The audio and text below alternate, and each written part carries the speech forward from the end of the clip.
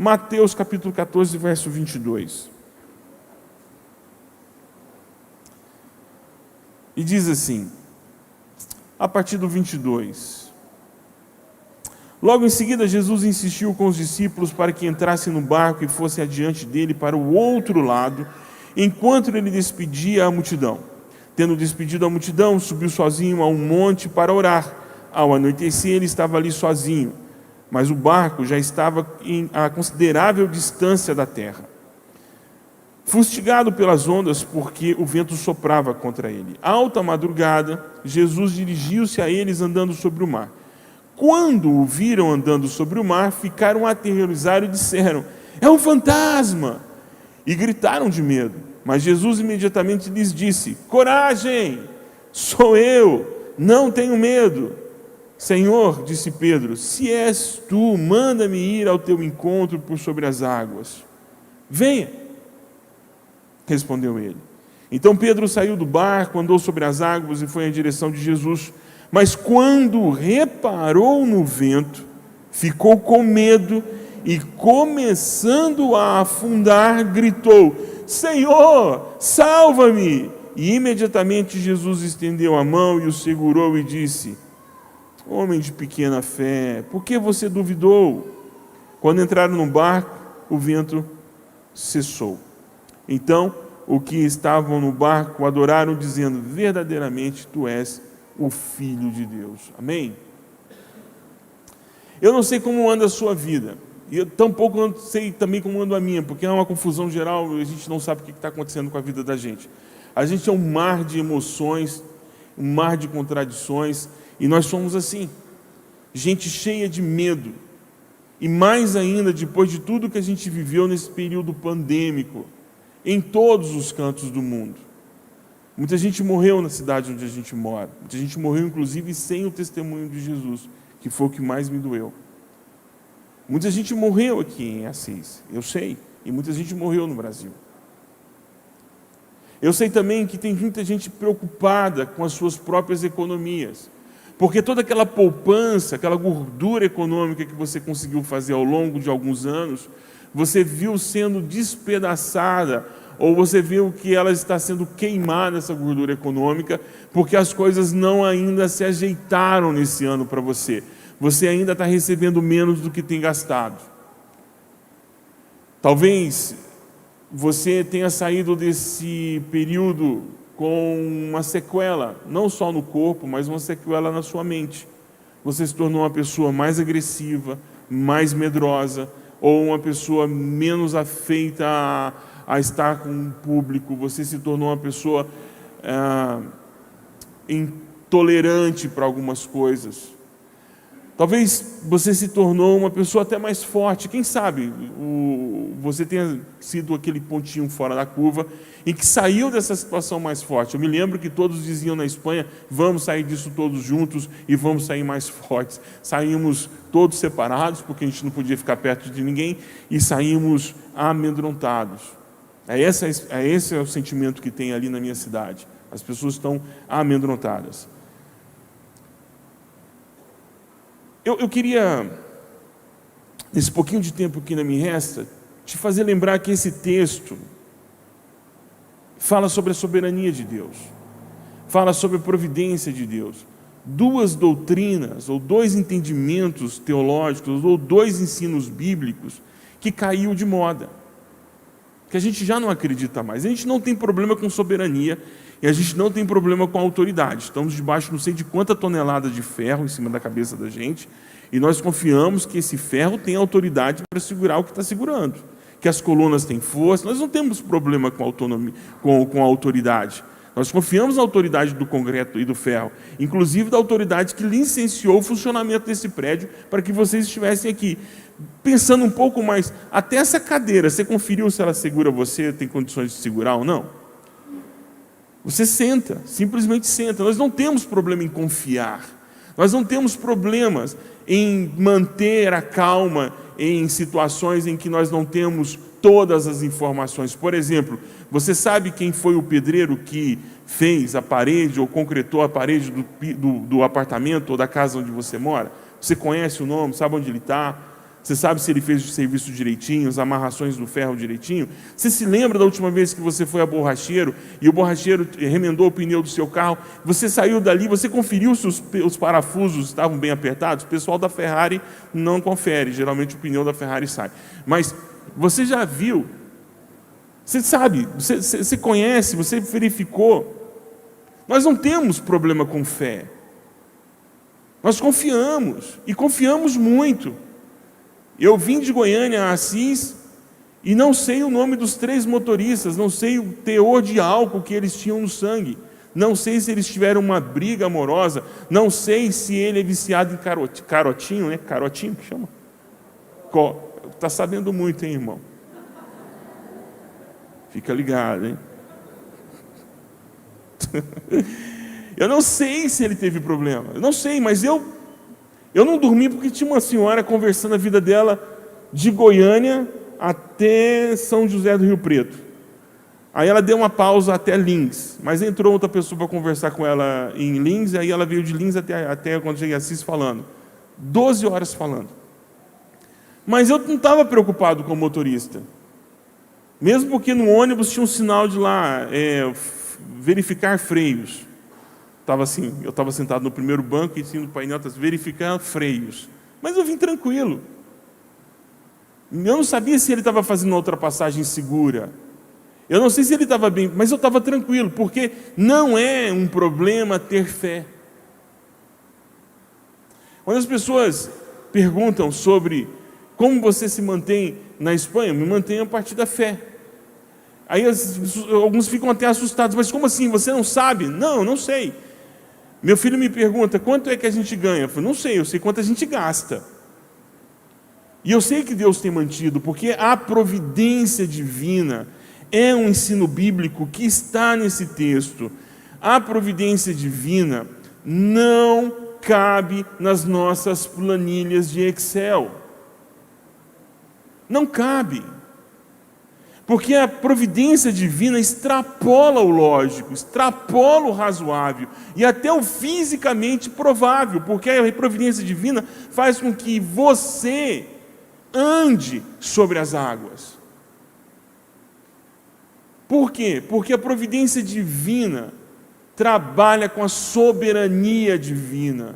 Cantamos uma canção, a primeira canção, que diz que dele é tudo e todos. Será que esse medo que nós estamos sentindo de viver não é porque você não confia em Deus, ou porque o seu conceito de soberania divina está atrelado àquele versículo bíblico que nunca achei na Bíblia, que é: faça a tua parte que eu farei a minha?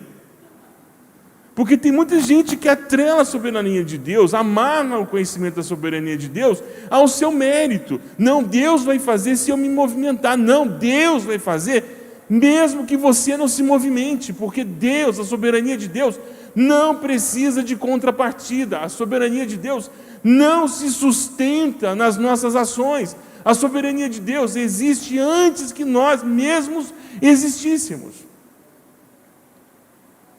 Então, o conceito de andar sobre as águas é confiança de que Deus, de fato, é soberano sobre as moléculas de água, capazes de romper fisicamente e sustentar um corpo, sei lá, de 80 quilos, do apóstolo Pedro. É isso que é soberania de Deus.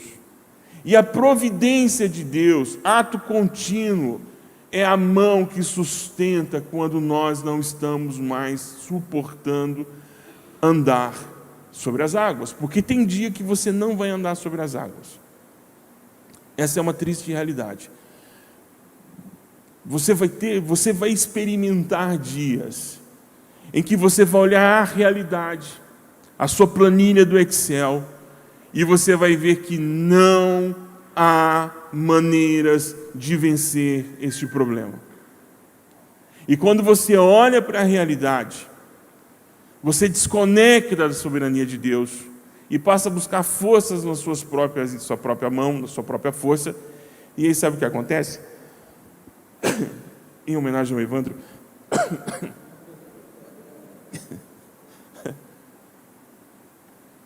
sabe o que acontece?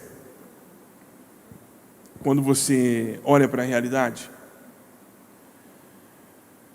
a conta não fecha. E quando você olha para a realidade e a conta não fecha, você olha para você. E quando você olha para você e você vê que você não consegue fechar essa conta, você cai. E vamos experimentar uma crise de fé. Essa é a angústia de Jesus com Pedro. Você teve uma crise de fé, Pedro. Você teve uma crise de fé. Você me pergunta, Senhor, se você é você, ou seja, se você é soberano, se você é o Senhor da Santa Providência, que o Senhor é o dono de tudo e de todos, faz com que eu ande pelas águas? Então venha.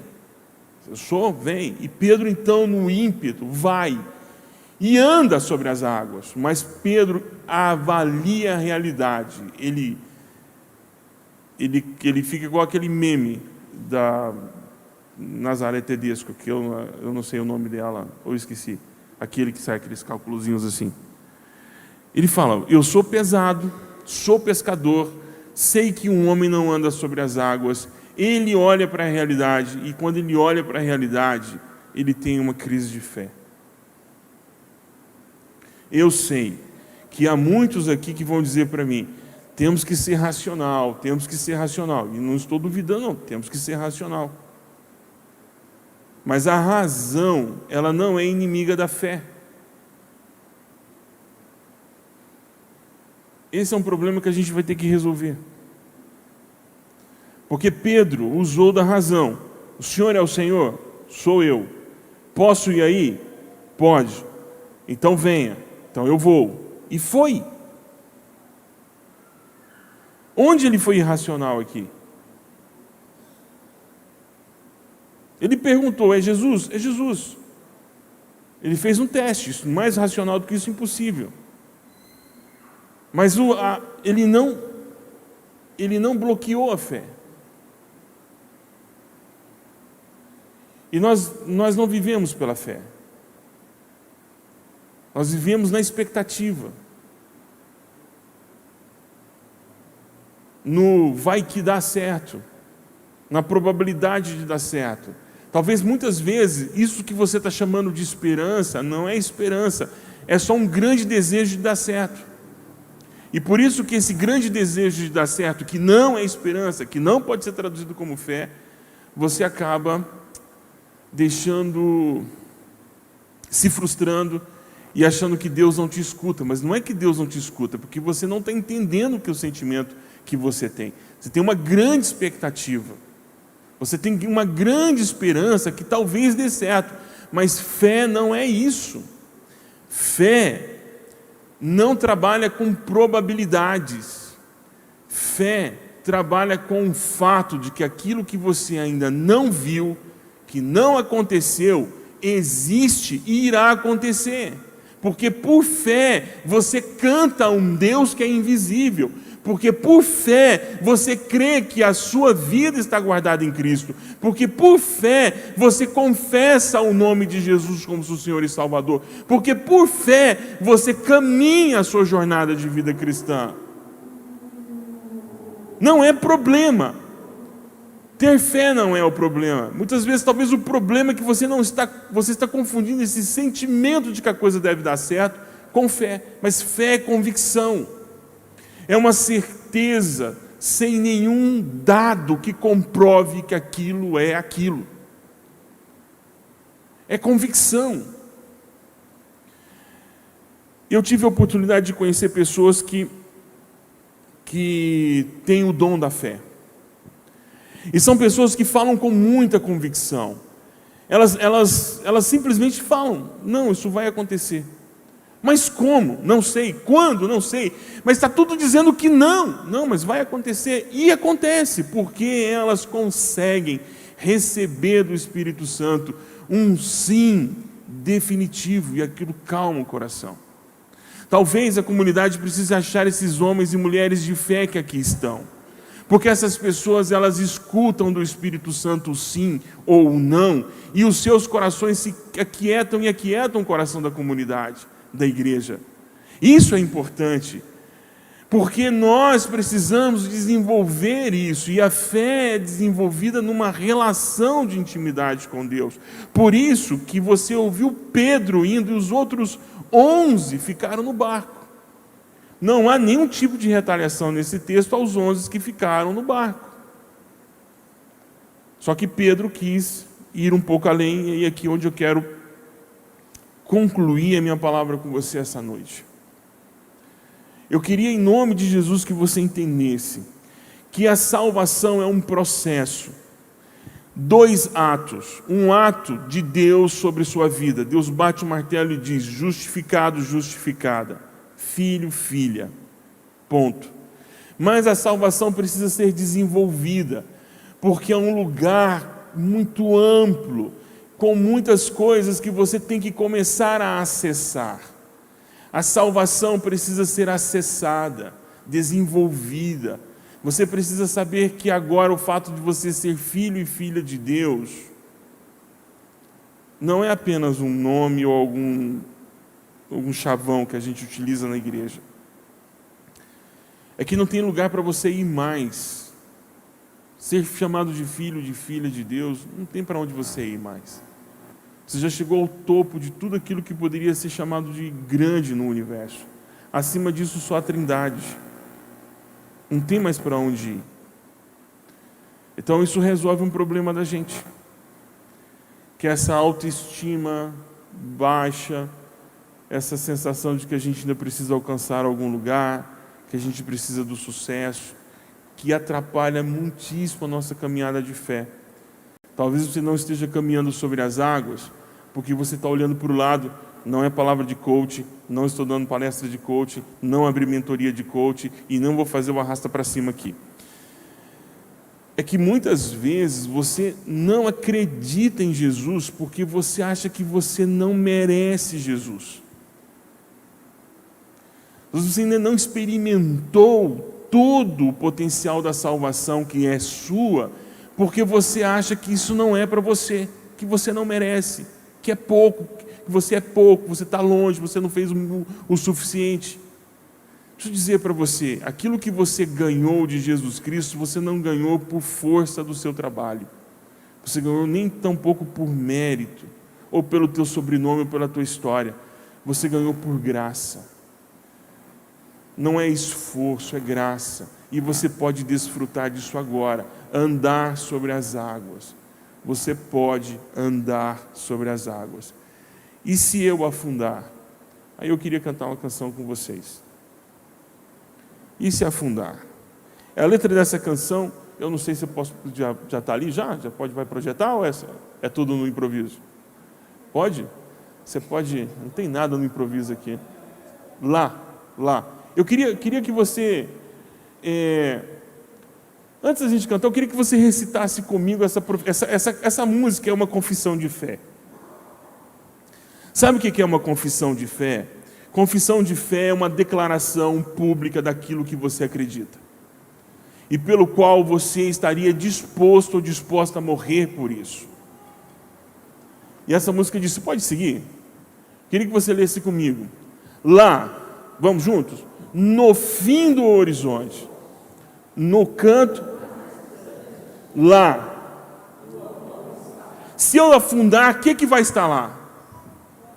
A mão de Deus. Seguimos. Lá, acima do universo. Amém. Se eu...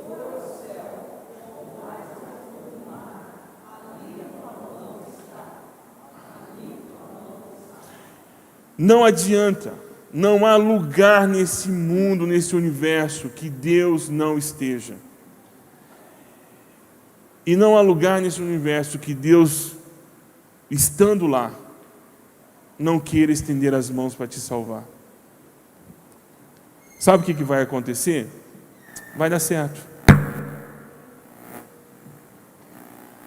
Ah, mas eu estou afundando. Vai dar certo. Porque a mão de Deus te resgata, porque nós somos um povo que vai experimentar a vida para sempre.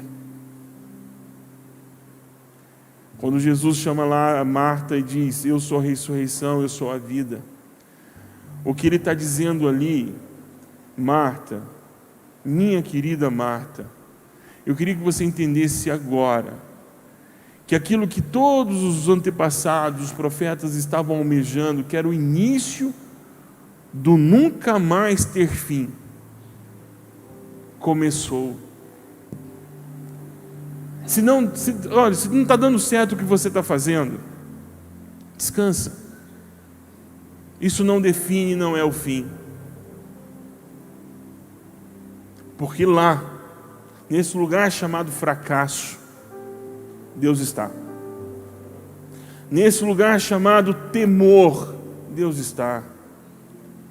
Nesse lugar chamado eu não consigo, Deus está. Você vai conseguir. Ah, mas deu tudo errado, está voltando o cheque, estou fechando a loja, estou recebendo prejuízo. Deus está. Inclusive na vergonha do teu fracasso, Deus está ali. Sabe, porque tudo isso é passageiro.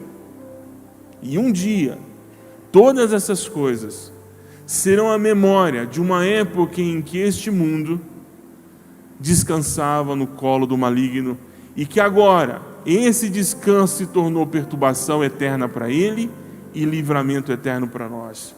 Isso tudo que a gente está passando agora serão lembranças de uma época em que sobrevivemos pela fé.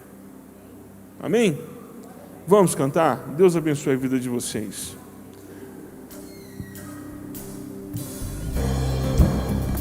Se você puder ficar de pé.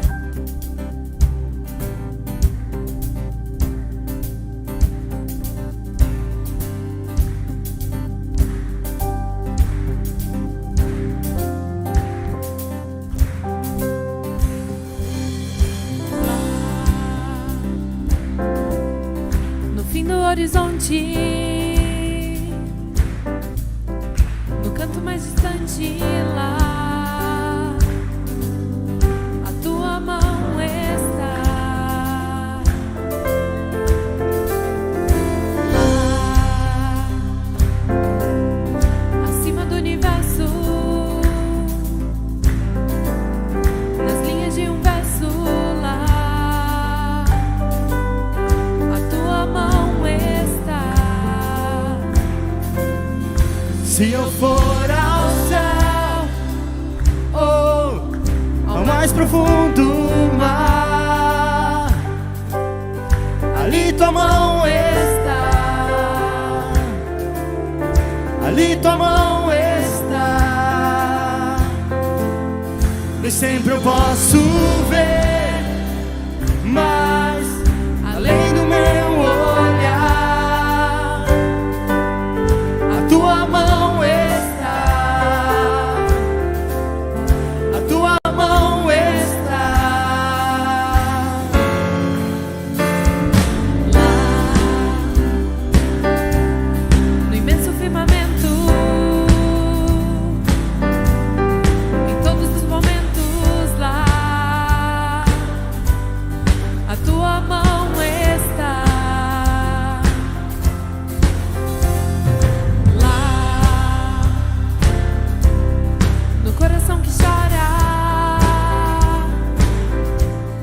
no abraço que consola lá,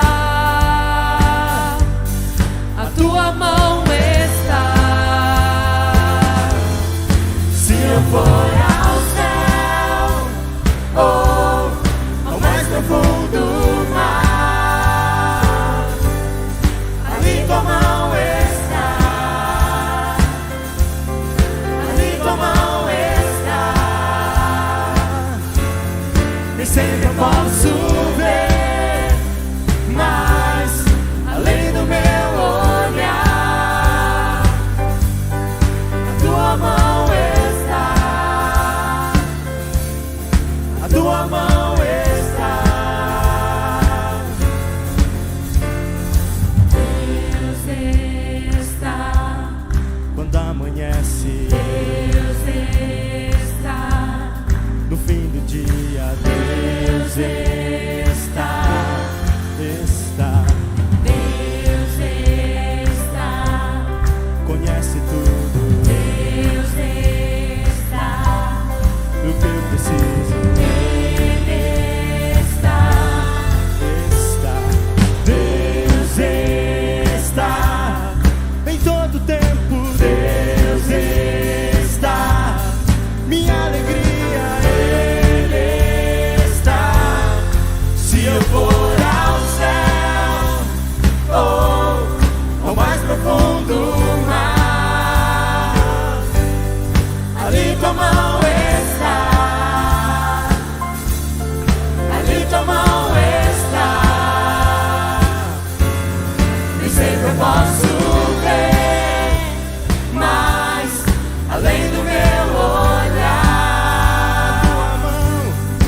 tua mão